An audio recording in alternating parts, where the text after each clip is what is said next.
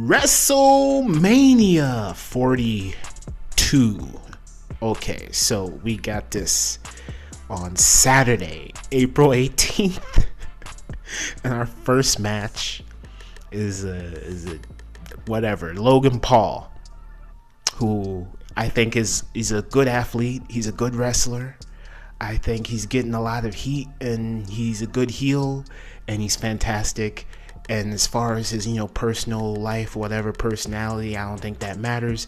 In wrestling, I think he's very athletic, and he has what it takes to get to the top. Then we got, Austin Theory, the whole Vision thing. It fell apart. Yeah, it didn't make any sense. It felt like it was slapped together. And then it really fell apart when Bronson Reed and Seth Rollins disappeared and got injured, and Braun Breaker, so it's like, whatever. I mean, Paul Heyman can be the mouthpiece for so long and do what he can. And then we got IShowSpeed in here, who is an internet personality, and he has a lot of athleticism. He is hella athletic, man. Let me tell you, man. IShowSpeed, hella athleticism. People love him. They love him. Everybody loves him. He's going to be hella fantastic in this match, we know. They're taking on LA Knight. Yeah. LA Knight. Okay. Yeah, man. This man been in the business for a long time, man. I already know the Maximum Male models. I don't know anything before that. Then he became LA Knight, and he was doing his thing. He was fighting Roman Reigns, and now, I guess he's in the mid-card, fighting the Vision, endlessly getting nowhere. But then they say he keeps botching. I haven't been watching the product, but they say he keeps, slipping and falling, all this kind of stuff. I don't know, berating him backstage. Craziness. But whatever, man. People still love him. They still chant his name. But they're booking him all the wrong ways, I guess. And we got this, the whole IShowSpeed LA Knight internet thing. I guess people are mixed on that. I saw it. I thought it was funny. It was funny. It was very amusing. But then we got LA Knight's partners and the Usos. We got Jey Uso, who cannot get enough of the Waffle House. Is it the Waffle House? I can't remember. But he likes some certain restaurant. And that's why he's botching all the time. But he's doing his thing. Main event, Jey Uso. Made Gunther tap out. And then whatever. So yeah, Jey Uso, he's here with his brother Jimmy. Like, they should give Jimmy Uso a push, man, because he's good on the mic, and he's just a darker version of Jey. Jey is the whole Yeet thing is fun and cool, but the dark side, Jimmy, is very interesting, and I feel like that hasn't been explored yet. But this match, I really don't care. Who's gonna win? I don't know. I don't care. I'm pretty sure IShowSpeed, the villains in this, are going to win the Vision and IShowSpeed, because you got IShowSpeed here and they can't lose. But maybe they'll surprise us like they did with Jelly Roll, and he lost. But they say that was Jelly Roll's decision, so who knows? But, I mean, I don't know. The Usos just lost the tag title, so maybe they need a win back here, so who knows? I really don't care who's going to win. Moving on. We got Jacob Fatu versus Drew McIntyre in an unsanctioned match. I love both of these guys. I love Jacob Fatu. He's phenomenal. He's fantastic. He's vicious in that ring. Every time I see Jacob Fatu in that ring and how agile he is, I am super impressed with his athleticism and his pure viciousness in the ring. And then comparing that with Drew McIntyre and how brutal and big he is as just a brute force, just like the fuck, his finisher is brutal. He's big, he's beefy. It's funny how he started off as this skinny, scrawny dude, and he came back as this beefy, massive, just villain. And he needs to be vicious in this match, and that's what I think this is going to be, because it's unsanctioned. It's going to be brutal. This is a match I'm looking forward to. I cannot wait for this Jacob Fatu versus Drew McIntyre match, because I know it's going to be brutal, because both these guys are vicious and brutal, hard hitting in that ring. Like when you think about when Gunther was fighting Drew McIntyre and Sheamus, and how hard-hitting that was. This should be just as intense as that, if not more, because both these guys are hard hitters in that ring. This match should be just pure viciousness, brutality. Hopefully there's blood to intensify it. Yes, I'm excited for this match. And who's gonna win? I don't know, really. That's just unpredictable. I really don't know. I mean, Drew McIntyre, he was the champion, the WWE champion, the undisputed and he lost in that whole shenanigan, whatever. So he should win here because they keep clowning my man Drew McIntyre at WrestleMania, like what happened with Damian Priest, and then he just lost the title. Drew McIntyre really needs something here, but then so does Jacob Fatu. They both need a win here. Moving on, we got Alexa Bliss, Charlotte Flair. I don't care. Charlotte Flair versus Bayley, and Lyra Valkyria versus Nia Jax, and Lash Legend versus Brie Bella and Nikki Bella, the Bella Twins, in a fatal four-way match for the WWE Women's Tag Team Championships. I'm sorry. All of these women I respect. Alexa Bliss, If you're a failure, say what? My point exactly. I don't care about this match. I'm sorry. I love Charlotte Flair a lot of her solo matches when she was the women's champ. I love Charlotte Flair. Still to this day is my favorite female wrestler because she does the freaking moonsault. I love woman who does the moonsault. I mean, Io Sky I would say now is my favorite wrestler. Io Sky and Charlotte Flair are definitely top 2 for me. Moving on, we got AJ Lee versus Becky Lynch. And AJ Lee. Oh man! A front kick by Sheamus! A hook of the leg! I really haven't watched a full match with her being back. So I'm interested in this match to see what she can actually do in that ring. So this is WrestleMania, you gotta show out. Versus Becky Lynch. We all know who Becky Lynch is. I love Becky Lynch. We've seen this before. This is kind of lackluster. There should have been a stipulation in this match. I don't know what, like last woman standing or something. Like something hardcore, you know what I'm saying? An Extreme Rules match, cage match, something. Moving on. We got Seth Rollins versus Gunther. And regular match thrown together out of nowhere. People were speculating that Gunther was supposed to face Rey Mysterio since Gunther has been retiring all these legends. He's been retiring John Cena, Goldberg, who else? AJ Styles. And now it's Rey Mysterio's turn. It's Rey Mysterio's turn, and Rey Mysterio's saying, hell no, you ain't doing that, bro. If anyone's gonna retire me, it's gonna be Dominic and Mysterio, mi familia. Is probably gonna happen. And so I guess they pivoted, and Rey Mysterio's injured too. And so Seth Rollins was injured too, and now they're cleared, and they need something for these two because they're both main event level players. Like, Gunther retired all these legends. And Seth Rollins, we all know who he is. Heist of the century, ruse of the century, betraying Roman Reigns. This should be a good match because of all those accolades I just mentioned. This should be a good match for the name factor alone. Seth Rollins, Gunther.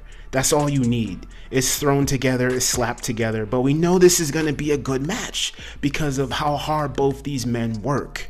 And then Paul Heyman kind of being involved, I guess. Kind of add a little spice to it, we'll see what happens with that.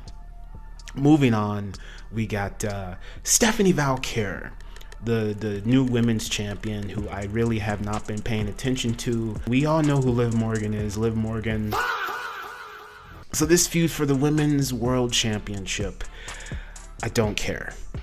But I like Liv Morgan in the ring. Stephanie Valkyrie, it'll be interesting to see what she does here because I don't know anything about her. Moving on, we've got the main event. We got Cody Rhodes versus Randy Orton. History in the making, but yeah, they botch it and they add Pat McAfee and they don't really go deep enough into the story and dig into all that rich history. But the match is it gonna be fire? I don't know. I mean, Cody Rhodes and John Cena, look what happened with that. It should be hard hitting. This is the Viper, the vicious legend killer side of Randy Orton. He made Cody Rhodes bleed in their first segment. And Cody Rhodes, he's here. Hopefully he's learned his lesson with John Cena. He should not hold back. He should go in like he did on AJ Styles. He should go in like he did on Kevin Owens. Because if he doesn't, that is stupid, because you have not learned your lesson from last year when you hesitated on John Cena, which is the dumbest thing ever. Cody Rhodes and Randy Orton, they both need to lock in on this match and really go in and just be like technical and be just like, I don't know, man, just pure wrestling, man, pure agile, adrenaline, technical, just orchestrated wrestling. And the whole Pat McAfee thing, I don't know, maybe it'll ruin the match. Hopefully Pat McAfee doesn't get involved into like the very ending. You know, like hopefully we see a good wrestling bout between these two. No shenanigans until like the very last few seconds, like literal like minute, like 10 seconds left in the match. Oh, Pat McAfee does something stupid and costs Cody Rhodes the match. I think Cody Rhodes is gonna lose and Randy Orton's gonna win, because that's what everybody wants to see. And we'll see what happens with that. Going on to WrestleMania 42, Night 2, Sunday, April 19th. We have Penta, who I really don't know anything about. I have not seen him in his AEW days. I don't watch that product because I'm too obsessed with WWE. If I tune out, I tune out. I don't watch anything else really. This is the way it is. So Penta, I mean, I've seen him in a couple matches. You know, his, was it Mexican Destroyer?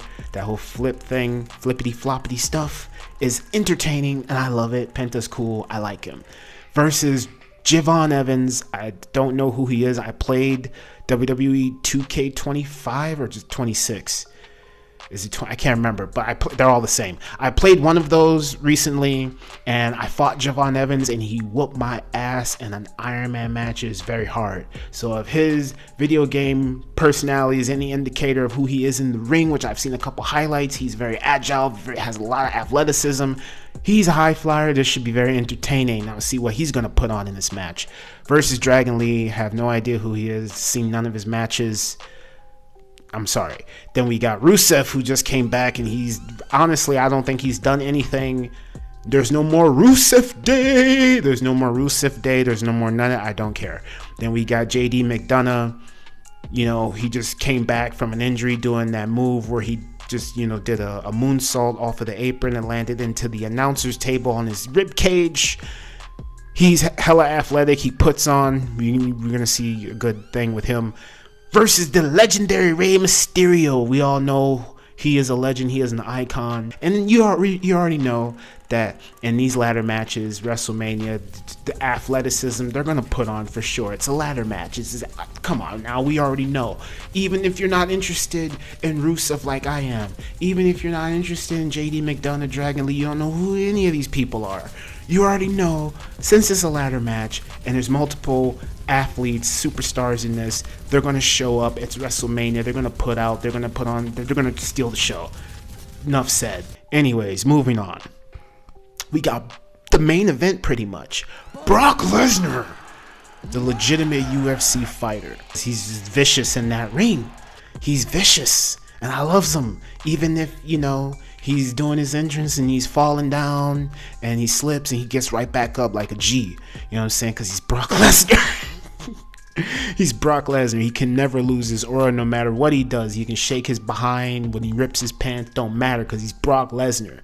You'll never step to Brock Lesnar. You'll never correct him. You'll never be like, hey, Brock, haha, look what you did. He will choke the life out of you. It's whatever. Okay, moving on.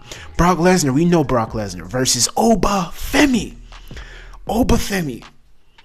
I don't know anything about Obafemi. I played him in the video games and I beat him at first, but then when he came back harder than ever and whooped my ass for the NXT title. So I don't know anything about Obafemi other than, you know, people love him. He's got that strut, that walk. He's been fighting a lot of jobbers. This is his first real main event level player, Brock Lesnar, you know, first high level match.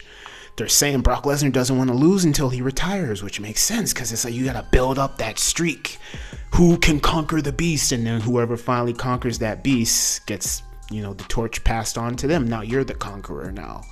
But that's not going to happen yet with Obafemi because Brock Lesnar, he's no close near to retirement. So it's questionable. It's like if Obafemi loses here, does he lose any momentum? If Brock Lesnar wins, what does he gain? Nothing. Oh, the Conqueror. He's been here for so long. If Brock Lesnar loses, he really doesn't lose any of his stock because he's Brock Lesnar. You know what I'm saying? He can win his next match. He can lose to Obafemi here and then come out on Raw and be like, blah, blah, blah, fight some jobbers and beat them real quick. And then, have another high profile match and then, disappear for a little bit. Because that's what's going to happen. If Brock Lesnar wins, he's just going to disappear for a few months. And then what? Obafemi is got to build himself back up now. But I'm intrigued by this match because both these guys are hard hitters. They're brute force. Hopefully this match is longer than 5 minutes. I want a 10-minute just brute force near fall match like fucking Brock Lesnar F5 Obafemi kick out, finisher fest. I don't care. Finisher fest. Have the ring fall apart. Have Brock Lesnar do something crazy like he did at SummerSlam, bro. Just do it, bro. Just go all out, all in this match. Hopefully there's no count out, no disqualification. Just pure man meat muscle, hitting man meat muscle. Moving on. Okay, so we got Sami Zayn, the man everybody hates right now because he stole the title from Carmelo Hayes, who just, got jobbed out before WrestleMania, lost his title, and everybody hates him now. Everybody hates Sami Zayn because it's for this Trick Williams, the lemon pepper steppers. And everybody loved Trick Williams. I have not seen Trick Williams in the ring, what he can do. I have not fought him in 2K, so I don't know anything about him really, other than he's good on the microphone. He dresses real nice. He has a phenomenal entrance, and everybody loves him. And we've seen what Sami Zayn can do. He's fought Roman Reigns, and he's been unbeatable. He deleted the whole Gunther longest reigning Intercontinental Championship reign out of nowhere and stole it from Chad Gable, who's now a grande Americano for some reason, whatever with that. So this match, of course it's going to be entertaining. Sami Zayn can go in the ring. I hear Trick Williams can go in the ring. I have not seen what he can do, but it's WrestleMania, and I'm pretty sure this is his first main event level WrestleMania match. He's never been on the stage before, so he's going to have to put up or shut up. He's going to have to go all in. So I'm pretty sure this is going to be a hard-hitting match because we know Sami Zayn can go in. And we're going to see how well Trick Williams can go in. I'm sure Trick Williams is going to win here. But this match should be good anyways. Moving on, we got Jade Cargill versus Rhea Ripley Women's Championship match. I like Jade Cargill. She's... Man, Jade Cargill. Athletic, bodybuilder, She-Hulk. But the way they've been building her in the ring and creative is just piss poor. Female Terminator, right? Because she looks like a built machine, right? She's built like crazy. I love her entrances, just pure aura. Her finisher is nasty and vicious, and her pin, how she pins her opponents and does the pose, is just pure aura. So now she's fighting Rhea Ripley, who I love. Rhea Ripley, top 5 favorite female wrestlers. Rhea Ripley, when she fought Charlotte Flair, that's what put me on to Rhea Ripley. And I love me some Rhea Ripley. And we know who she is. She's hard-hitting, she's brutal. And so that's what makes me excited for this match, is because I feel like just looking at Jade Cargill and seeing some of her match, she can be vicious, brutal in that ring, and we know how hard Rhea Ripley can go. This match should be like the Obafemi Brock Lesnar match. This should be hard-hitting, brutal. I want to see like bloody noses, dislocated shoulders, put your socket back in place, Rhea Ripley. That kind of shit. Bust you through the announce table, power bomb you through the announce table. Oh, she got back up. Barricade, spear, you know what I'm saying? Like hard hitting, like stuff, like near falls. Like that's what I want to see. Just a freaking like brute force, like I headbutt you, you headbutt me, and we both still standing, and we both beat each other to a pulp, to the point where we're just like damn near 10 count. We're both counted out, but we stand to our feet, and damn near someone, last person standing, hits their finisher, wins. Like they're both drained. So who's going to carry who? Is Rhea people, is Jade Cargill built for that though? And this is WrestleMania. And the sad thing is, Jade Cargill just won that title, and she has had no real title defenses whatsoever. This is her real first title defense when you think about it, and she's had that championship for how long? This is her first real title defense. She hasn't had any real title defense, and if she loses in her first real title defense, and it's sad, unless she puts on a real good fight. I think Jade Cargill should win here, honestly. But I feel like if Jade Cargill loses here, that means WWE has no faith in her, and that's how I feel. Because Rhea Ripley's a top star, so how do I'm just saying, that's how I feel. Jade Cargill, I don't think she's gonna win. I think Rhea Ripley, because she's the bigger star, she's gonna win. But I want Jade Cargill to win because I like her so much. Anyways, moving on, we got the Finn Balor Demon versus Dominic Mysterio, and that I don't care, because it's like, yeah, Finn Balor, whatever you want to call him. I love the man. He used to be my favorite wrestler, but now it's like I don't care anymore, because he can put on that ring. His body is amazing. He's got the abs, you know what I'm saying? He's a handsome man, got the beard, goatee, style and profiling. Finn Balor, you know what I'm saying? He can go. He's got the athleticism, the first ever Universal Champion. Like, if it was me, this is what I'd do. It all starts at WrestleMania. It's where Finn Balor's story begins. His redemption arc begins at WrestleMania. He not only beats Dominic Mysterio, but he conquers all the demons of his past. He cuts promo night after WrestleMania. I've conquered all the demons of my past. I left the Judgment Day behind. I realized the sins of all my mistakes, blah, blah, blah, blah, blah. Goes on to King of the Ring, wins it. Then iconic Roman Reigns, Finn Balor, there's history there. What storytelling you can tell with that? His redemption arc. He goes on to SummerSlam. He conquers Roman Reigns. Beats Roman Reigns, becomes the World Heavyweight Champion. Wins the World Heavyweight Championship. That's what I would love to see for Finn Balor. Anyways, moving on. The main event, we got CM Punk versus Roman Reigns. Roman Reigns, who, dog food, kissing the boss's ass, gave it 1,000 chances, never shows up for work, but he always puts on in WrestleMania. He always puts on in that ring. That's why he's the greatest of all time, because he doesn't have to work all the time, bust his ass every single night, doesn't have to I'm just playing. But yeah, we know who both of these people are. CM Punk, pipe bomb, lower the ticket prices, all these things. Who knows what's going on with this whole TKO WWE thing. But this match should be good because both these guys are hard hitters. We both know who these men are. We know who CM Punk is. We know who Roman Reigns is for the World Heavyweight Championship. And the funny thing about this is, though, why is Roman Reigns going for the World Heavyweight Championship? Isn't this the title he said is the loser's bracket title? Why is he going after this title? Well, shouldn't he be going after Cody Rhodes? You know what I'm saying? It makes no sense. And so they try to set up this story where Roman Reigns is like, I don't care about the title. I'm coming after you because I don't like you. Or whatever. So it's personal. But then I'm like, isn't that the same thing that Seth Rollins said? I don't like you personally. So I don't know what's going on here. But if Roman Reigns, I think Roman Reigns should win, because then that legitimizes the World Heavyweight Championship. The man who was the longest reigning undisputed champion, 4 years, I think it was. For God's sake, 4 years as champion. And so Roman Reigns needs to win here. I don't think CM Punk will suffer if he lost this match. That can just turn him to the dark side, and that's what everybody wants. They want the real CM Punk. They want the heel CM Punk to come out.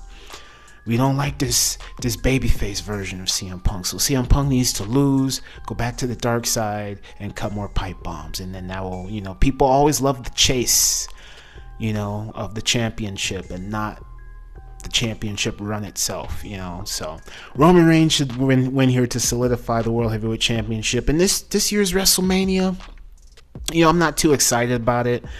For me, my most anticipated matches, Jacob Fatu, Drew McIntyre match, obviously. Seth Rollins versus Gunther, I'm looking forward to. Cody Rhodes versus Randy Orton. So I'm looking forward to 3 matches on night 1. And then night 2, I'm looking forward to the ladder match, obviously. The ladder match, the Brock Lesnar Obafemi match. Sami Zayn, Trick Williams, yeah. Jade Cargill, Rhea Ripley, yeah. And the CM Punk Roman Reigns match. So yeah, night 2 looks a whole lot better. We'll see what happens. But yeah, I'm not super excited for this year's WrestleMania, but I'm looking forward to it. That's all I have to say.